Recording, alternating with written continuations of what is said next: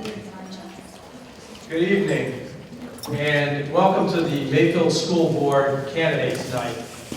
My name is Greg Costabile. I'm the Vice President of the Mayfield Area Chamber of Commerce, as well as the moderator for this evening's Candidates Night.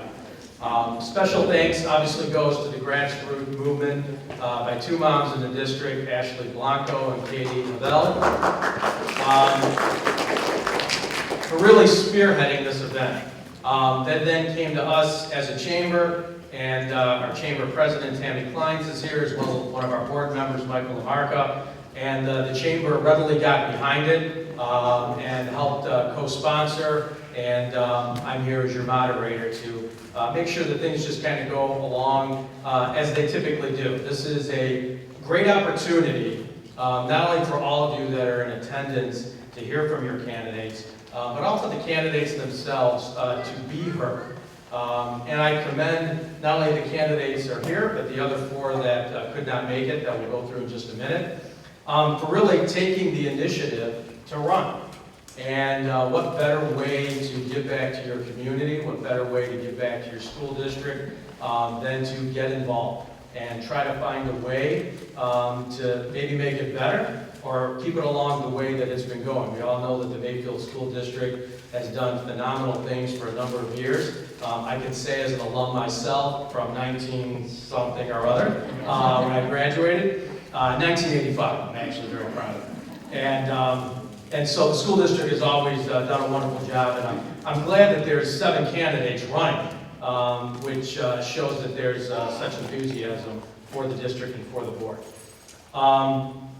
Also want to thank, or I want to let you know that this Candidates Night will be run, it's being taped by Nate Horowitz, a parent. Congratulations, Nate. And also a Q audio visual. We appreciate the job that you're doing.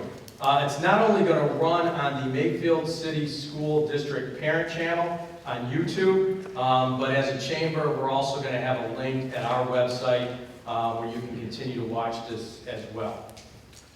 So, just a couple of rules of the event, so we all know, so this can run correctly. I know this group, it looks like a very good and educated group here that's in the audience, but from the group as well as the candidates, obviously no personal attacks. All the answers should be directed to myself as the moderator, not necessarily to each candidate. No comments from the public. We appreciate you have your favorite candidates, I'm sure, but let's try to keep this as professional as we can and give all of them the discretion that they should have. And in that, no showing of appreciation, or I would say the opposite. Let the candidates have an opportunity to be heard, because this is what it's all about. You want to hear from them. You want to hear their answers to the questions that many of the parents in the district came up with. These questions that I'll be asking predominantly or almost exclusively came from parents within the district, and the candidates had an opportunity to see these questions before this evening. So we'll call it an open book test, keeping with the school district theme that we have. And to let everybody know, there will be an opening for each of the candidates. They'll have 3 minutes to introduce themselves, what they're all about, and why they feel they're a viable candidate. There will be 2 minutes for each candidate to answer our questions, and then at the end there'll be a 3-minute close where each of the candidates can wrap up everything that we all learned today. I mentioned to the candidates already, but I'll say it again. Michael Lamarca, our board member, is in the front row. When there's 1 minute left, he'll raise his hand with a 1, and when there's no time left, he'll put his hand up in a fist. We ask that you if you're in the middle of a sentence, obviously finish it, but we ask that you be mindful of that so we can move the event along. So without further ado, unless there's any questions of the candidates, I see none. I'm going to start with Brian. Brian Belfiore, you're first. Thank you, Greg. Good evening, everyone. Thank you for coming out to this event. Thank you, Katie. Thank you, Ashley, for putting this together for the 3 of us up here. My name is Brian Belfiore, and I'm proud to announce my candidacy for the Mayfield City School Board of Education. I'm a longtime resident of Mayfield Heights. My wife and I are both graduates of Mayfield City Schools. We have 4 daughters, 3 of whom are currently go to Millbridge Elementary School. I personally earned my bachelor's degree in mechanical engineering from Cleveland State University and am currently employed as a public service director for the city of Highland Heights. My wife holds a master's degree in education and has taught education in the classroom for over 10 years. My wife and I have experienced navigating our way through the special education process while personally at Mayfield, as well as my wife's professionally over a decade with the Solon City School District. In addition to coaching my daughter's Highland Heights softball teams, I am currently the head coach of the Mayfield Soccer Club U10 girls travel team. As a prospective candidate for school board, I hope to continue to improve upon the district's goal towards excellence. Thank you. Thank you, Brian. Maureen? It should be on. It is, okay.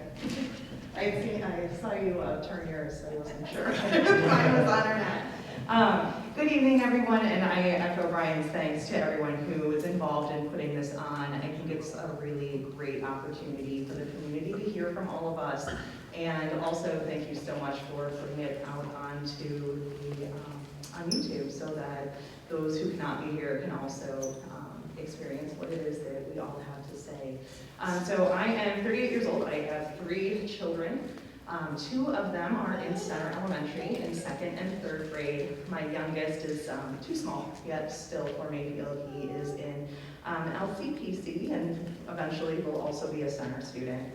My background, I am an RN. I am a hospital-based nurse educator. I also do simulation education, which includes a lot of communication training. So I have done a lot of trainings and have a lot of experience with navigating difficult conversations, facilitating difficult conversations about very sensitive topics, and that's what I do on a day-to-day basis. I also work in the community doing CPR classes. I also teach an infant child safety class for expectant families here in the community. I first got involved with being interested in the school board because I have a history of advocacy with Moms Demand Action for Gun Sense in America. I was the membership lead for Cleveland and then the chapter lead for the state of Ohio all through Parkland and the Parkland school shootings. And I learned a lot about what our school board is allowed to do as far as the threat assessment programs, arming teachers and things like that, of which I am very opposed. I attended the Ohio School Board Association conference as part of that experience, and that's where my interest was piqued. I decided to run because I think, especially through the pandemic, our voices have not been represented very well on the school board as parents. I look around at some of the other districts and opportunities that they have for parents to interact, and I'm a little jealous. I think that there's a lot that we could do to bring in more parent interaction, and I think that doing that would also decrease the contention that has been brewing. If everyone just has that opportunity to be heard and hear the rationale and hear all of the issues, I think that it would make such a difference, and that's my primary reason for running. Yeah, that's about it. Well, I'm there. Thank you. Ben? Hello, my name is Benjamin Stocum. I have been a Mayfield resident since 2006. I currently have a couple of houses, one home and then another house, the first home that we lived in Mayfield Heights. My elderly parents, or getting older parents, live in one house, and my wife and my 3 daughters live in the other house. So married, 3 kids, 9, 7, and 3. 2 of them are in Millbridge Elementary School right now. You know, I have, outside of being a son, father, husband, I've made a career in the professional and executive recruiting industry, and I own and operate 3 companies. So I'm an entrepreneur and business owner. Have strategic and board experience in those, which I'll touch on a little bit later. So I'm familiar with how boards operate. Grew up working class in Euclid, Ohio. Learned faith, family, hard work. Parents value, education, although I didn't until I got a little bit older.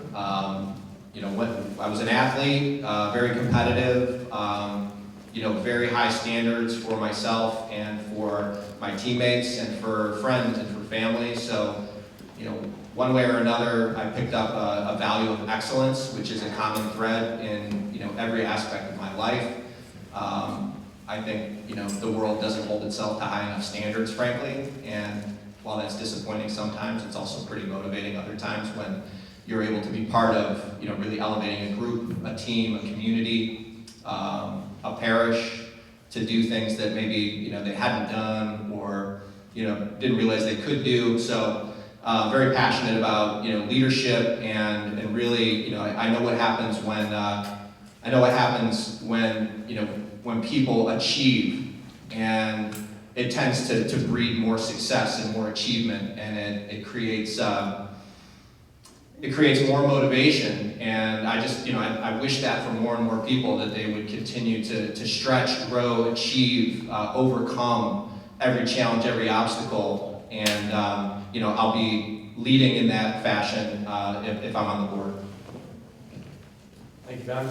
I do want to mention before we get into our questions, the other candidates that are running is Ronald Finaro, who was unable to attend tonight, Jolene Grieve, who was unable to attend. She actually had a coaching conflict with the varsity tennis team. Aaron Cypress, who was unable to attend due to a scheduling conflict, and Jimmy Teresi, who was unable to attend due to a family commitment. So those are all your candidates. Nice job, everyone. Deep breath. You survived opening statements. Already, that's fantastic. Now it gets interesting. No, I'm kidding. So each of these answers are going to be 2 minutes. We'll just start, I guess, in reverse order, just because we are. Ben, so this is you first. And again, all these questions came from parents within the district. So the first question is, what do you view as the biggest issue facing our district presently, as well as in the long term? And what specifically would you do to address these issues? Well, the biggest issue right now in the immediate term, it appears to me to be the COVID-related policies in school. There's quite a bit of concern and fear on a couple different spectrums. There's concern and fear from some people about health. There's concern and fear for other folks about freedom, and the authorities and different types of governmental kind of entities are taking freedom and liberty. I think there's real concerns on both sides that are there's a risk of kind of dividing the community, and that would be a real shame. So I think that's an immediate issue that is serious, but if it's handled with the right type of leadership, we'll get through that just fine. Longer term, I'm very concerned about what has happened with workforce. We've had a lot of remote workforce that has been, that has happened in the last year and a half. We have a lot of commercial office space that does provide the value in taxes in the commercial office space, provides funding for schools. I'm not sure that a lot of these offices, these commercial office space, are going to have employees come back, and that runs the risk, and I think a very likely risk, that we'll see a depression in commercial real estate values that'll create issues with how we fund our schools. So I think those are both, that's a near-term and longer-term issue. I think those are two of the biggest ones in my view. Thank you, Ben. And now, Maureen, same question. What do you view as the biggest issue facing our district presently, as well as in the long term, and what specifically would you do to address these issues? Truly, I have to agree that it is the division, and I kind of touched on that a little bit earlier. But I really feel there's a couple of very easy things that we could do that a lot of other districts have started doing. One thing that I saw in particular with the mask and COVID-related protocols, looking around at what some of the other boards, how those things were presented, and I know we had some additional challenges with us having a transition in superintendent, and it impacted that as well. But I saw in Garfield Heights, they made the announcement, and then they had a question and answer that was broadcasted on Zoom where people could interact using the question feature with the moderator that was facilitated by the board. They had an open email during that time that was being monitored where they could answer questions back and forth. And I think that it was very transparent from the start where that decision was headed. And if you look at their social media of all of those announcements, no one is upset about it. So that is one thing. I would love to implement those kind of meetings on a regular basis where folks are able to answer and get those in. I did actually attend the Ohio School Board Association training for candidates, and one of the things they suggested was to meet and discuss the financial plan. So I respectfully disagreed because I did meet with Dr. Barnes and Mr. Snyder about the different things that are within our funding, and only 1/3 comes in from the businesses, and Progressive has been in constant contact with the schools, and they have been assured that they plan on bringing back their workforce. And in addition to that, a lot of the businesses that are flourishing and growing on Mayfield Road would also potentially make up any deficit that may occur there.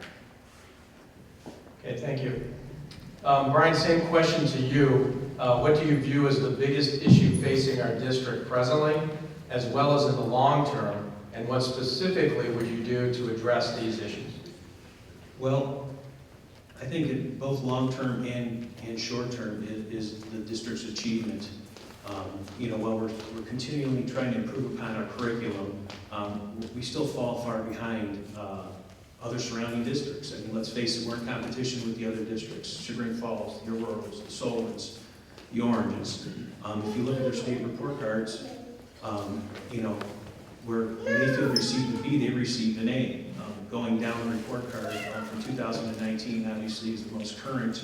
Overall, Mayfield's at a B for a grade, achievement a C, graduation a B, progress B, improving K-3 at-risk readers C, prepare for success C. These scores ultimately have an impact, direct impact on the community and the values you have as a resident.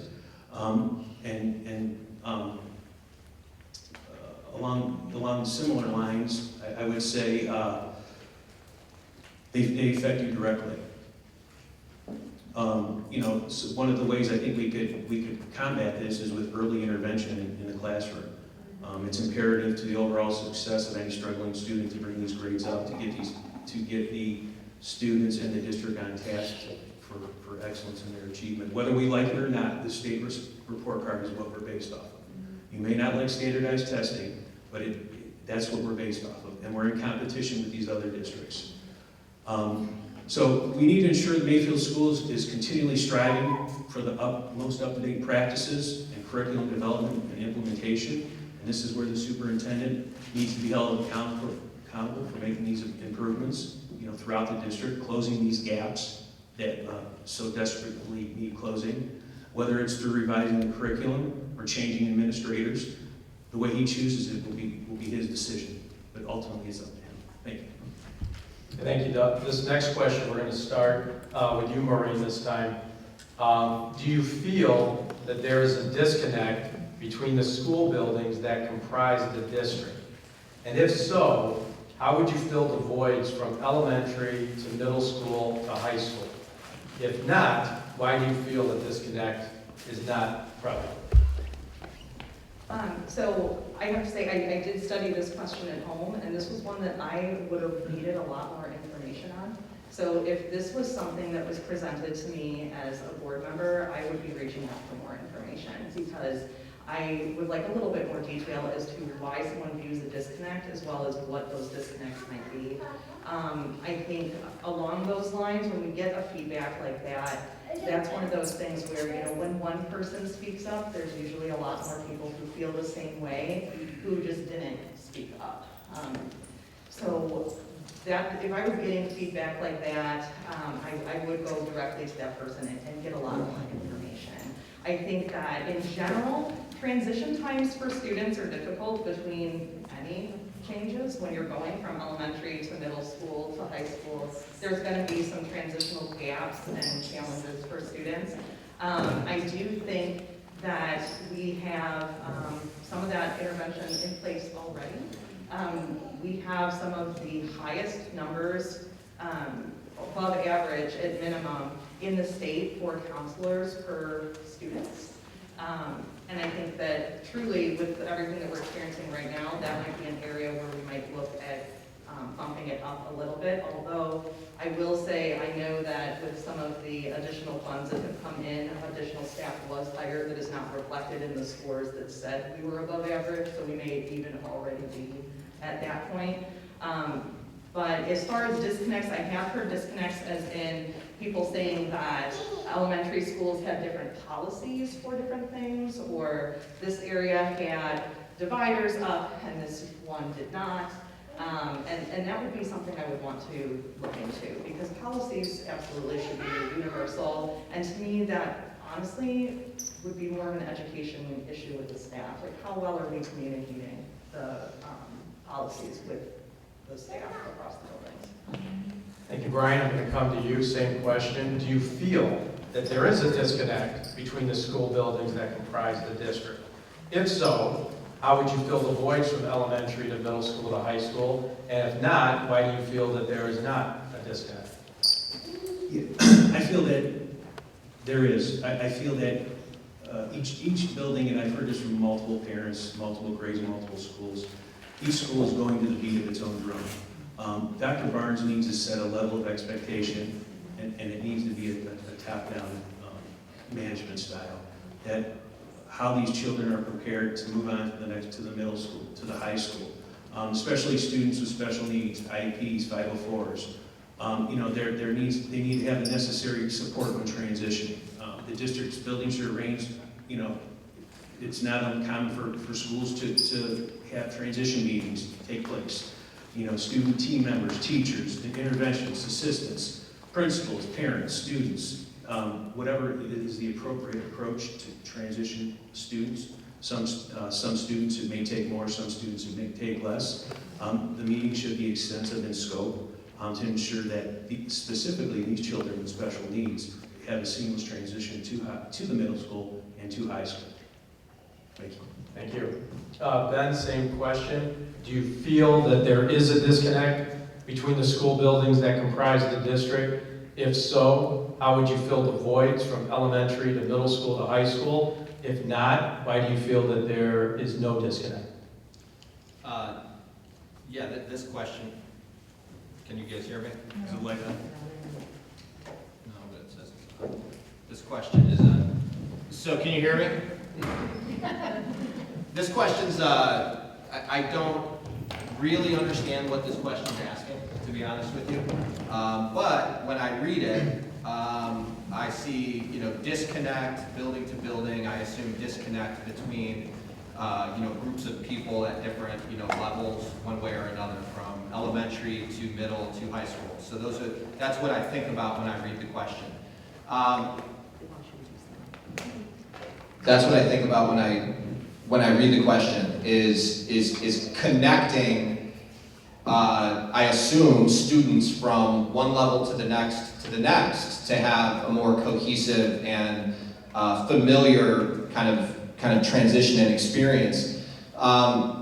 It seems to me that if that is a legitimate issue, it could be, if it's a legitimate issue around kids being comfortable going from one to the next, or being familiarized, that's what orientation is. How are the students at the high school level being encouraged to come down, or in a formal way to come down to the middle school level and provide some level of leadership, brotherhood, sisterhood, whatever you want to call it, to help this next generation get familiar with what goes on here at the next level. The same is true for the administrators, the same is true for the teachers. How are they communicating, to Maureen's point? I don't know what this particular issue really is, but orienting across, from one school to the next school, that's mostly a communication issue and relationship building issue for the most part. So. Thank you. Moving on, I don't know, maybe, well, I'll just start with you, Ben, since you have the microphone, then we'll just come back down. The next question is, with our increasingly diverse student population, do you think it is important to reflect that diversity with our staff as well? And as part and parcel to this question, what are your thoughts on diversity, equity, and inclusion, as well as critical race theory in our schools? This is obviously, it's a lightning rod topic for a lot of people. So, I guess I'll just be brutally honest with everybody. I frankly don't value diversity of skin color much at all. I value, excellence. I do value diversity of thought. I mean, I can't tell you how many times in a business setting I've had an idea that I was really gung-ho about, and somebody else with a different perspective pointed out 2 or 3 different pretty obvious flaws in the idea. Probably saved me a lot of time and money along the way, but I value more wisdom. I value, excellence as a standard. I value, positive attitude. I value strong character. So that said, I think it is very important that students, children that are, anyone coming up and learning and being educated can find people that they can relate that they can relate to. So to that extent, and I don't necessarily know if that's about skin color, but I think you have to find people that you can relate to, and if the teachers, administrators, are unrelatable to the population of students, that's a really big problem that would need to be addressed. I got 1 minute here and we're talking about a topic that in my view is really, really deep. I'll be happy to talk to anybody when there's more time to have a back and forth, because these are complex issues. This is not a simple, these are not simple issues. They're very complex issues and they probably require more than 3 minutes in my view. Okay, thank you. Maureen, same question. With our increasingly diverse student population, do you think it is important to reflect that diversity with our staff?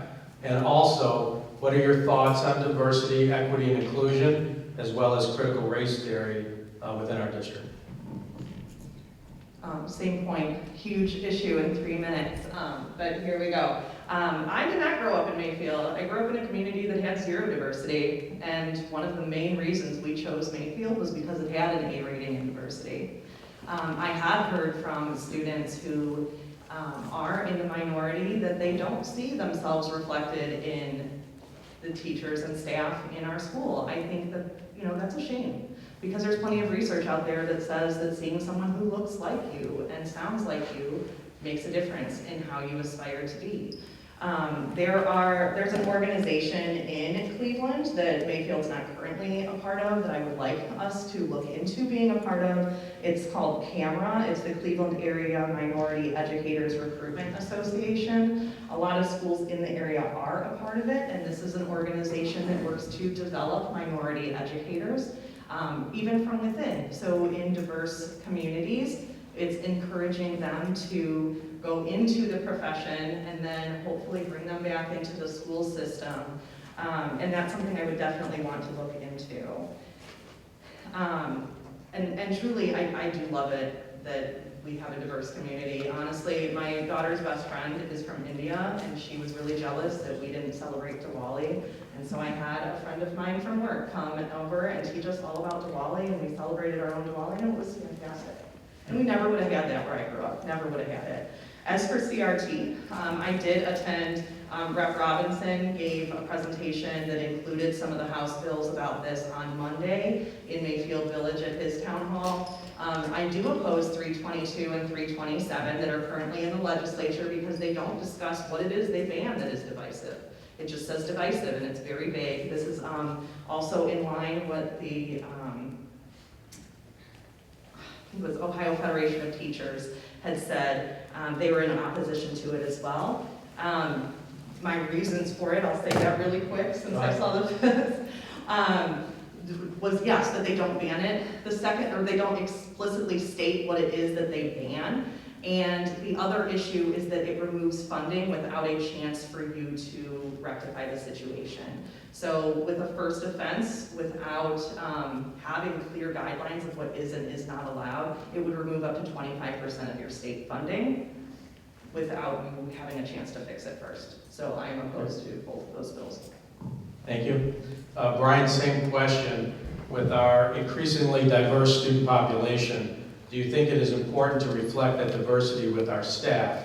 And also, what are your thoughts on diversity, equity, and inclusion, as well as critical race theory in our schools? Thanks, Greg. I think it's important that, we're always hiring and appointing the most highly skilled and qualified candidates for any position. The education of children is far too important to sacrifice just to meet a quota or a demographic. I feel strongly about that. And it's regarding the CRT, and I know these two candidates touched on it, and it is a lot, but me personally as a candidate, I want the district's curriculum to remain solely academic based. Students need to be exposed to the good and the bad, I understand that. However, at no point should we make children and teachers feel inferior because we're guilty, ashamed about their race or where they came from.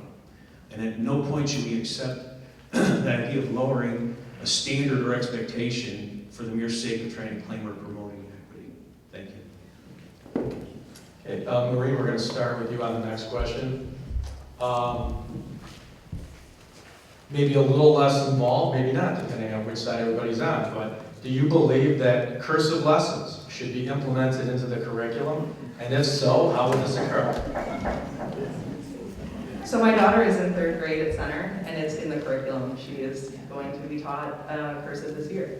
So it's there. I'm reading what they gave me. This is from a parent. I know. Don't kill the moderator. I do understand it was removed at some point, so I can understand why there would be some confusion. But it is there currently, and I think that speaks to, again, the feedback process. So if there's a concern about something within the curriculum, if you do any, the trainings that I went through at the Ohio School Board Association, curriculum would not be my role. I am a nurse educator, but I am not a teacher.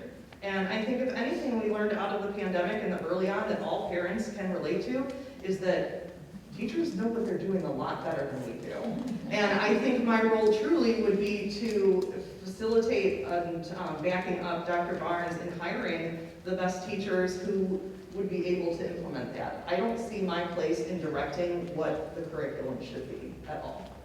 So Maureen, I thank you for that segue, because what we'll do, since cursive isn't a curriculum, we're going to tie it in. And the question is really going to be more with how you answer, but we'll kind of dovetail that. And I'm going to go to Brian on that, and we'll end with Ben. The question is, what role do you believe as a school board member you should have in the school's curriculum? This is a good question. It was on the list. I know. Just blame the list. Yeah, I mean, that's been a hot button topic. I mean, we've seen what happened in Hudson. It's always a reaction mode after it's out, right? So, I feel, the board should play a substantial role. There has to be checks and balances in the curriculum, ensure it coincides with continually improving the district state report card and ensuring we have growth and progress in our schools. The board just can't take a back seat and just say, go at it, and there not be some sort of checks and balances.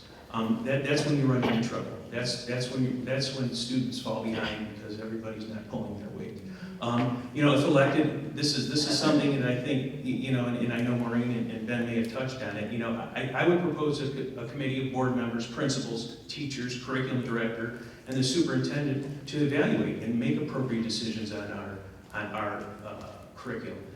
Currently, right now, honestly, it's very difficult to tell what they're doing curriculum-wise, especially navigating through the special education arena in the district. It's not clear-cut. I'd like to see it become more clear-cut, so that it's a roadmap. Parents are part of the process. I think a lot of times they make it feel like you're bugging them. I mean, I hate to be blunt, but you're getting in the way. But you know what? You're part of the process. You know your child the best. there's no other advocate than you. So I think a lot could be done to improve the overall entire process of the curriculum. And thank you.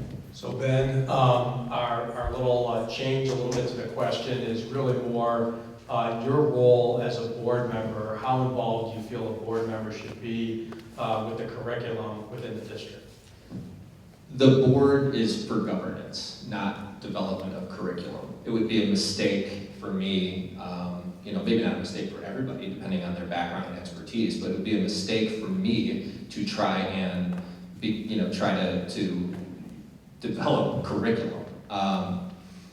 So that's my stance on that. Ultimately, I think the board is for governance. The board is for is to assure that that our superintendent and our treasurer are operating in the best interest of the community and the students and the school system at large all the time, no matter what, and making very responsible decisions. I'm going to go back to something because I don't ever want to be accused of not addressing a hot button topic, ever. I was asked about CRT, my view on CRT, and I've read a lot about this. Critical race theory is an attempt to explain socioeconomic differences between persons of different skin color, primarily Americans, and primarily between white and black. In my view, the theory lacks quite a bit of objective truth, and when it's questioned relatively simply at multiple levels, it falls on its own weight. Therefore, I am not in favor of having critical race theory being part of curriculum in Mayfield schools. That's my view. Okay, Brian, we're going to start with you on this next question. The Raptor identification system, which uses IDs to identify visitors, was implemented to prevent unauthorized individuals from entering our school. How do you feel about this system being used for only one-on-one meetings with parents and not being utilized for larger crowd gatherings?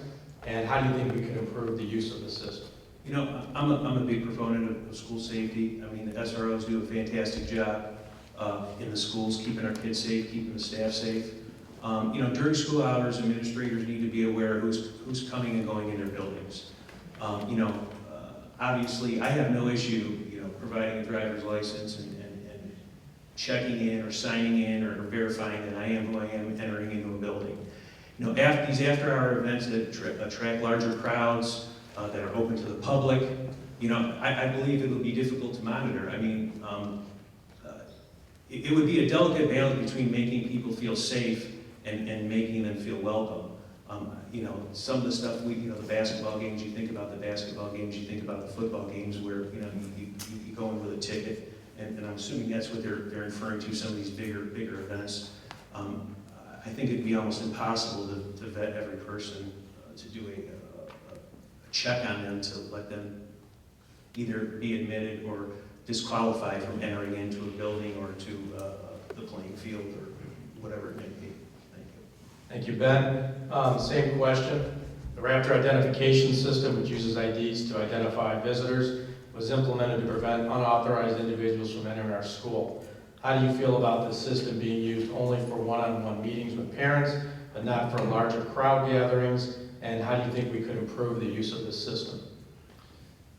Difficult question for me to answer because I don't specifically know what Raptor identification system is, its capabilities, strengths, weaknesses, different applications that that it works really well with. So it's hard to answer, when you specify the question around a specific system. So, but when I read this question and hear this question, unfortunately, the thing that I think of, frankly, I think of school shootings, and I think of those kind of really tragic situations in that happen in our society, and frankly, it connects more to this question for whatever reason connects more to mental health, connects more to the values that our society have at large.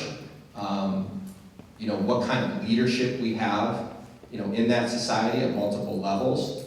And frankly, as someone who works in the talent industry, for years and years and years, I've been looking around at leaders that are either, primarily leaders in government, and I just see, you largely see, in a lot of cases, a lack of talent. And, people who are getting into the career of government and not civil service. And so it's a much bigger, it's just where my mind goes when I read the question, and I feel an obligation to do whatever I can within my own sphere of influence to improve that, to improve the society at large, even if it's, one step at a time on a very small scale. Thank you. Maureen, same question. The Raptor ID system uses IDs to identify visitors, was implemented to prevent unauthorized individuals from entering our school. How do you feel it's being used only for one-on-one meetings and not larger crowd gatherings, and what would you do to improve it?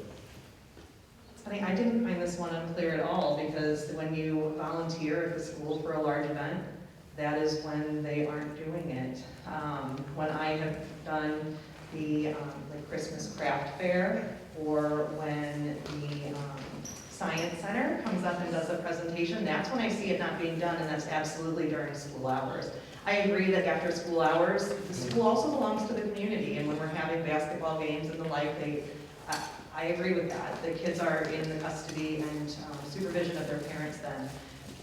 But there are some issues with having an event at the school, it's the Christmas craft fair or whatever, and it seems that we sometimes bypass that because it can be cumbersome to get everybody checked in. And I think that, maybe we need to take a look at that. I wasn't comfortable with that either. When that question came up, I'm like, yep, I've been concerned about that as well. So, yes, that is something that I would like to universally apply. When the school is in session, I think that all of our threat assessment procedures should be being followed and not cut corners if it is easier to get folks in faster. Thank you. This question, we're going to start with you, Ben, now, work our way down.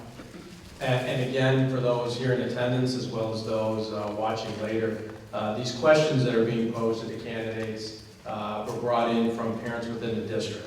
So I think it's important to know that there are parents that have concerns about these particular issues, and I appreciate the way the candidates have been doing a great job answering those. So Ben, we'll start with you on this. How do you plan to address bullying in the schools, both in person and online? Zero tolerance. Zero tolerance, first and foremost. Online kind of ties into, one of the issues that I feel it is a long-term issue in the schools. Our kids, I have elementary school kids, they're forced onto technology devices. They are using, different types of social applications that are web-based and connected to the internet. I've already had 2 situations in my house where one of the communications was hacked into by God knows who. We have no idea who it was, but someone was communicating with my daughter and 2 of her friends when they were playing some type of game that was approved. It was authorized, where it was downloaded from. Somebody hacked into their hacked into their dialogue, and we had no idea who it was. So I'll come back to bullying. Bullying can be done in many different ways, including online. And in school is very simple to me. Zero tolerance. If the administration of the school, they should be very connected to who the parents of the students are. That should be part of what people are paying attention to. If the student who's doing the bullying or students doing the bullying have present parents, okay, I think everybody would know what that means. The kid gets out of school, and the parents are given some discomfort.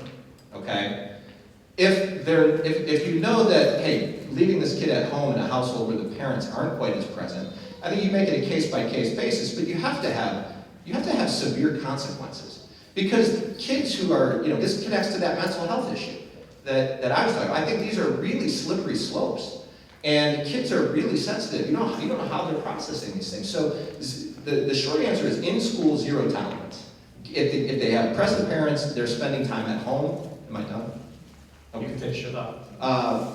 Online is a little bit different.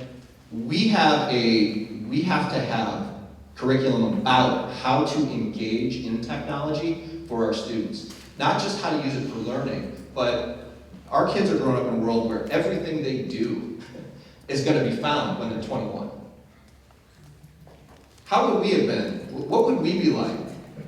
Think about it. Who's teaching them outside? I mean, it's dependent on the parents, that's right. But considering how much technology is being used by the schools, I'm sorry I'm over my time, you can take it from me later. If that is not added in, it's some level of education, I think it's a huge mistake.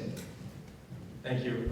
Maureen, same question. How do you address the bullying in schools? We're not saying it's prevalent or not, but we all know it's out there in a lot of school districts. So how do you address bullying in schools, both in person and online through social media? So, again, I will put a little bit more information about what is already in place. I know that it happens. I definitely see social media shares from parents saying that it happens. And I don't think that it's ever something that is entirely removable, because it's part of growing up and learning how to get along and work together, and there is a process. I think it's also important to define what is bullying. Bullying is not single incidences, it's not like individual occurrences. In school, I don't agree with zero tolerance and expulsions. There's been plenty of literature that has the opposite result on mental health, and I think that we need to look at what is evidence-based. There is a program out there, the Comprehensive Student Threat Assessment Guidelines, that has been gone through the Secret Service. That's the one that they helped develop through Virginia. I would like to know what aspects of that are already being implemented in Mayfield and what additional things could be put into Mayfield. There are some threat assessment guidelines that go along with that has to do with monitoring. I know we do have a program on, the flyer comes home every fall about the hotline and where to call. And that is definitely something that is already in place, that is recommended. But I think that there's a couple other things that could be done too. Sandy Hook Promise has a really nice program that's out there about see something, say something. And there are a few other ones that are available at no cost to the district that we could implement and engage with our educators and our teachers. Thank you, Brian. Bullying in the schools, both in person, through social media. What are your thoughts on how to address it, how to eliminate it? There's really, you're either on one side or the other. And Maureen touched on it a little bit here, but, we have to have a zero tolerance policy for it. I mean, the superintendents need to hold these principals accountable and enforce the policy if we're serious about it. And if principals are placed on notice, they need to investigate. And if deemed necessary, they need to take the appropriate disciplinary action. But this is where it falls into the category of principals and administrators having a pulse in their building. They need to know these students. And I'm not talking through tweets and fist bumps and things of that nature. I'm talking about knowing the kids inside and out, knowing their strengths, knowing their weaknesses. So, and some of that, and by doing that, some of the stuff may be able to be curtailed, and it may be able to be cut off. There's nothing, I'm going to tell everybody here, there's nothing wrong with having a little fear of a principal. I mean, I'm going to be honest with everybody, okay? I didn't even know my principal's name, and that was an okay thing. So, I think a little bit more of a pulse on the building, a sense of that this is the main man or main woman in charge, and I prefer not to be in the office being reprimanded, goes a long way. And I'm not saying it has to be anything drastic, but a little bit of fear, a little bit of knowing who's in charge and what's going on in the building. And there's also, anti-bullying programs, and curriculum beginning in kindergarten that can go through from kindergarten through high school. So there's a lot of things that can be done to stop it and to eliminate it. Thank you, Maureen. This next question is for you, and it's going to tie into what I've heard probably throughout this candidate's night thus far. It seems like each of the candidates have ideas that One would like to get out to the parents. You know, some of the questions have been spot on, some of the questions maybe the parents haven't had all the information that they need. So my question to you to start, and it'll be for all the candidates, is one, how do you feel the district currently does with their messaging to parents and getting information out? And what do you feel as a board member you could bring to improve that messaging? So I touched on one thing earlier, mentioning like having webinars where the superintendent can give a presentation explaining certain policies and having some open Q&A format for people to be able to engage. That's one idea that I would really like to see. I mentioned I'd like to see it on a regular basis, and I know one of the questions in there had to do with the state of the school, and that's exactly one of the things that I would love to see happen at certain prescribed times of the year, and then kind of as needed, like when a major policy that might cause divisiveness would come up, like we need to face it head on. I think one thing that we are not really great about is optimizing our surveys. I think a lot of times our surveys come out when there is dissent from the community instead of beforehand and in advance. You know, the one thing that was personal for me and one of the reasons that got me looking at running was when they voted on school hours and we changed the start time of the elementary school. I mean, I'm a part-time RN and we looked at how much that was going to cost for the Right at School program.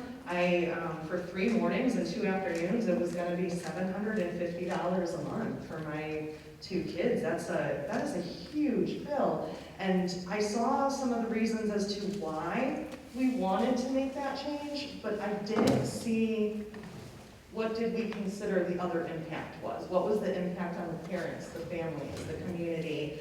And that's something I think really needs to change. That needs to be nice and open and transparent to families and parents as far as here are all the angles that were looked at before this decision was made, and here's why this ultimate decision was made. I think if we engage in that process, it would make a big deal. Another thing that I know other districts have had is a parent council. I would love to see a parent council. This is someone who they could be. Am I allowed? Yeah, finish it off. Okay, sorry. No, you're good. This would be, I can't think of the district offhand that has the parent council, but they are folks who get letters of recommendation from people within the district, parents who could then sit on the council, and they come to X number of board meetings a year, and they provide feedback on what the community is thinking and feeling. And I would love to see something like that too, because we've had several things that have caused division, and I think that a lot of times it seemed like it blindsided the administration, and that would be a really great way to get information from the community. Thank you. Before I move on, you mentioned the state of the schools. So you can go to the Mayfield Area Chamber of Commerce website, because every year we have the State of the Schools event, and we have one this year too in October. So take a look and you'll be able to hear it. But then moving on to you, messaging to the parents and information. We want our kids to be educated, but parents are so much more involved today than they were in years past. So how, as a board member, would you improve, first of all, how is the messaging in the Mayfield schools, and how would you improve it if you need to? Well, first of all, I would just like to say, Maureen, that was a great idea that I thought I had about the parent group. So, thank you for that. I concur. I love that idea. I thought it was mine. But no, that's a great idea.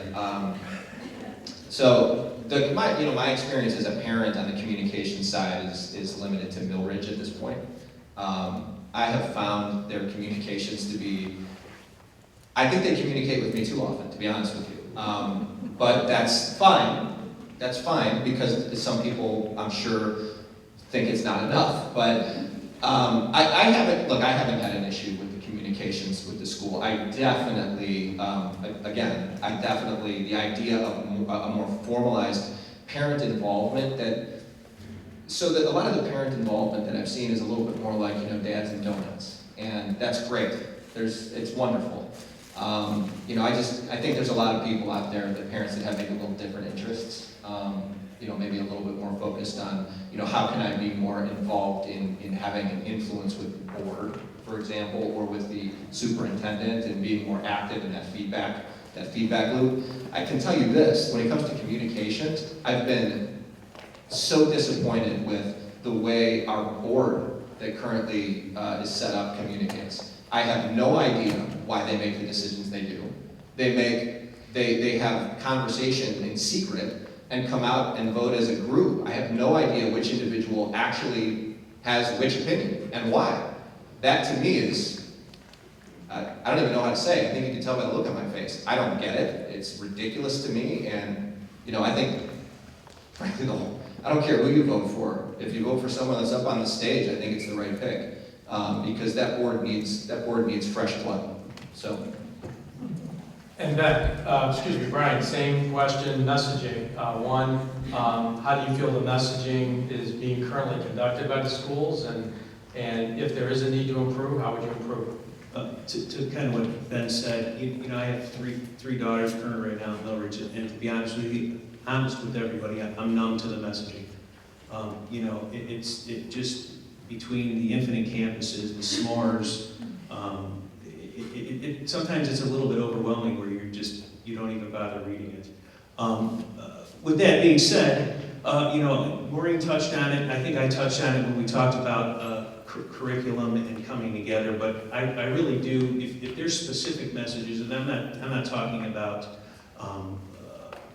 It is important, but like it's wear a brown shirt day or something like that. I'm talking about the big item issues, the hot button issues. Each building does need some sort of some places call them a collaborative council. They need to see the superintendent, the board members out in public, teachers, principals, face to face in these buildings. Whether you like it or not, that's the role you play. The only time we've seen the past two meetings is when there's a hot button issue. We need to neck some of these things off, cut some of these things off. I think it could be done that way. I think parents will feel a little bit better at ease, and I don't always feel like they have to be on the offensive. There's a way that they can set up and talk to Dr. Barnes. He may not have your answer right away, but he's there at least to listen. I know it happens in other forms of government. People want to be heard. People are tired of being ignored. And they want to have a voice, and they want people to listen, and they want to see change. And I think this November is going to be big, and I think you're going to see that. Thank you. So, Brian, thank you for the segue to the hot button issue. We'll start with you with this question. If you were elected to the board and took office, would you attempt to reverse the mask mandate? Or what are your thoughts with regard to that issue? You asked for it, Brian. I did. Everybody's waiting for my thing. I just want to make sure. Would I reverse the mask mandate? Absolutely. That decision is entirely up to the parents. No superintendent, no board member should be dictating what you do with your child medically. We know all the data on it. We know that the young kids, 0 to 19, are the least risk. We know it's doing damage to them mentally. I do not need to wear a mask for your mask to work. I don't frown upon you because you wear a mask. I'm okay with that. You should have that option. If you feel that what makes you and your child safe, by all means do it. I use the example, I go shopping with my mother. She's got the gloves on, she's got the mask on. I'm okay with that. But she needs to be okay that I'm not wearing a mask. My children aren't going to wear masks. So if you're asking me, will I ask for this to go back on the agenda for a vote and for a reversal? I absolutely will. Thank you. Maureen, same question. If you were elected to the board and took office, would you attempt to reverse the mask mandate? And if so, what policy would you support? No, I would not reverse the mask mandate. So I mentioned before, I'm a pediatric nurse. My background is congenital heart disease and cell organ transplant. I've seen transplant kids who have had to come back into the hospital after being exposed to vaccine preventable disease. Those kids are in our district, and I believe that our district has the responsibility to offer quality, high-quality education to every single kid who is in the district. And it's not just a simple choice for one person. As been brought up by many, masks do have leaks, and those people who are vulnerable and are at risk, they're at risk if you're not wearing one, even if they are wearing one. And by having optional masking, it would create a risk for those kids who are high risk. There's kids whose parents at home have cancer. You're gonna say that that kid should take online learning that we know is subpar, and that parent is gonna try to struggle through having them do online learning? I don't think so. And as a personal note also, I obviously have mine on. My dad is a lung transplant patient. He's less than a year out. And we stayed home. We stayed home longer. I think Mayfield did an excellent job with the online education when we had to do it. We went back last spring once we had vaccines to the most vulnerable parts of our family, and we're taking calculated and measured risks, but school is something that is for everyone. It's where we learn about community, and truly, wearing a mask is for your community. It's one of the first places that kids learn about community outside of just their family, and I think it's all in how we frame it. My 3-year-old wears one, and he's fine with it. Okay, thank you. Ben, same question. You were elected to the board and took office. Would you attempt to reverse the mask mandate? And if so, what policy would you support? I would provide so much ground cover for our current superintendent that you can make this decision, because he's the one, the board doesn't make it, but the short answer is yes, absolutely I would. Absolutely, you would what? Absolutely, I would push as hard as possible to reverse mask mandates, yes. The reality is that 0 to 19 age group kids are living in the same world they lived in before we had COVID. The case count is exactly the same, comparable as the flu. The hospitalizations are the same as the flu. The mortality with this group is the same as the flu. Exactly the same. Exactly the same. So why have we transformed the expectation with these kids? Why have we done that? It's not rational. At one point, it was to protect the teachers, the adults who were at higher risk. Well, that's not the argument anymore. So is there never going back to normal? Because the health risk for the 0 to 19 kids is exactly the same. It has never changed versus a traditional flu season. Cases, hospitalizations, fatalities. Now, I know I had only one more minute. We can't eliminate tragedy from the world. It existed before 2020. It will exist long after 2020. And whenever you talk about these statistics, there's somebody who was, died or had some really, terrible issue behind those numbers. And that makes me really sad when you reflect on that. But, tragedy wasn't invented when COVID came, and the children are now kind of, masked up. By the way, there are consequences to this. Anxiety, developmental issues, social development, language development. There are issues, but the people who are in power making these decisions won't have to deal with those issues because they'll be out by the time those issues really manifest themselves. The parents will be left to deal with it. So yes, I'd reverse the mandate. I would push hard to reverse the mandate. Okay, candidates, we've come to the time now for each of you to present your closing statement. This would be your opportunity to those that are here, which was well attended, as well as those that will be watching.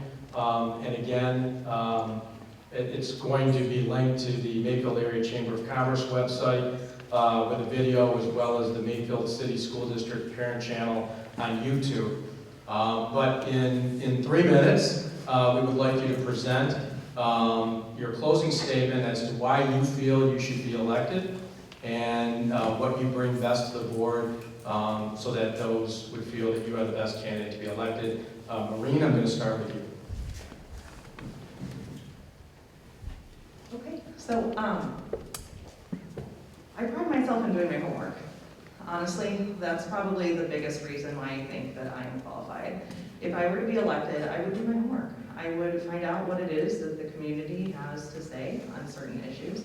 And I would also pride myself in taking into account what experts have to say. Regardless of what that particular issue is, we're an institution of education. And that should mean that we value people who have the experience and the education, who have done the work. And that goes into all of the different avenues. Personally, also, we didn't touch on this at all, but I'm a child of a union family. My mother worked for the school. She was the president of her non-teachers union for years. I know what it's like to go through negotiations. I know what it's like to maybe have a board who's not coming to the table in good faith. And I would never be that. I think that our teachers and our staff are so important and they deserve all of the respect in the world. So that is another thing that I would absolutely bring to the table. I am endorsed by Everytown for Gun Safety. I have the Gun Sense candidate seal from Moms Demand Action, and I'm also endorsed by Pipe Fitters, Local 120. Okay, thank you. Ben, your closing, please. Being on any board and being an effective board member, in my view, is, if you want somebody to be effective, that means they probably have to move a few people. Just move their mindsets and move their thoughts. That requires, you can't just run around telling everybody on the board what you think and why it's the right thought. In many cases, you have to be very patient.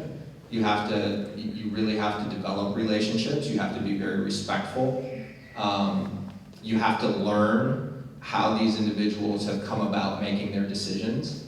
Almost every person that I've ever met is open to changing their mind. Almost everybody. But nobody's going to change their mind because you yelled loud. So, I've got a lot of board experience in my past. I'm not everybody's candidate, as evidenced, I'm sure, by some of the emotions that some of you may have felt when I shared my very direct opinions, and that's fine. But if you like what you hear, and you like my general outlook, I think I'll be very effective in influencing the board. So I think I'll be effective on the board at the end of the day. And the other thing is, for even people who might not, agree with some of the things that they hear about me, at the end of the day, I'll be able to sit down with you. I will be able to sit down with you across the table, and, have dinner, have a coffee, and have, friendly conversation. I can be very direct about why do I have the opinion that I do. I am open. If I get new information, I take that information. I'm more interested in being accurate than I am in being loud. I have to be loud, but I'm more interested in being accurate than I am being loud, and I'm happy to change my mind. But I do it based on data. I do it based on information, right? So I can have conversations if I take in new information or if I add new information to the calculus.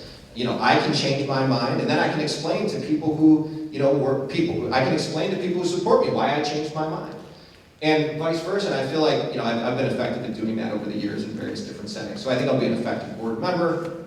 So I guess that's the end of my time. Okay. Brian, your closing. Greg, thank you. I'd like to thank Greg and Katie Ashley for organizing this event and everyone who came out here tonight. You're able to get an idea of where we all stand on particular issues. Why would I be a good board candidate? I have children in the district. 3 of them are in now, one will eventually be there. I deal with this daily grind every day, myself and my wife. I'm hungry for change. I can be that voice that comes to the table and is at the board that is voicing that change. Right now, no one is voicing any change. We're just sitting back and we're just watching. We're waiting for January 1st to roll around, November 2nd, January 1st. The status quo can't be acceptable anymore. If we want to continue to grow and continue to excel as a community and as a district, you're going to need to change the players at the top. We all got our new property valuations, okay? Those are important. Every time you write that check to the county and pay the property taxes, that money's going to the schools. What are you getting in return? You want value in return. And the only way you're going to get value in return is if you invest in the change. So I appreciate your time. I'm asking for your consideration when you vote on November 2nd. And I think together we can really make things happen and we can really strive for excellence. Thank you. Brian Belfiore, Maureen Warshaw, Ben Stokely, thank you very much for coming out. Thank you for running. Thank you for putting yourself out there and answering these questions so that people could learn a little bit about you. And audience, you've been very good. So this is the time, I would need a round of applause for these candidates.